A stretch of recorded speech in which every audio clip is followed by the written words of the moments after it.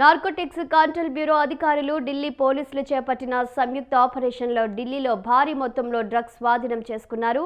Operation crystal forest పేరుతో చేపట్టిన తనిఖీల్లో న్యూఢిల్లీ ఛత్రపూర్లోని ఓ ఇంట్లో 262 కోట్ల విలువైన 329 కిలోల మెథాంఫెటమైన్ స్వాధీనం చేసుకున్నట్లు ఎన్సీబీ అధికారులు వెల్లడించారు. డ్రగ్స్ అక్రమ రవాణాకు సంబంధించి 2 వ్యక్తులను అరెస్టు చేశామన్నారు.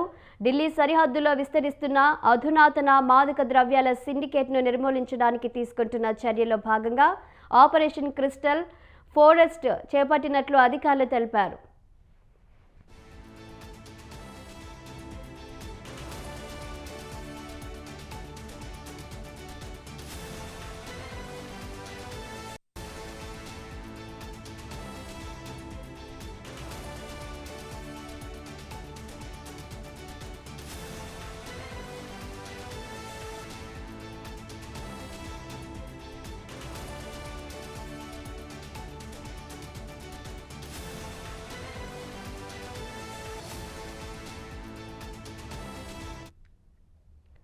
నెలల తరబడి నిఘా పెట్టి డ్రగ్స్ రాకెట్ గుట్టురట్టు చేసినట్లు అధికారులు తెలిపారు.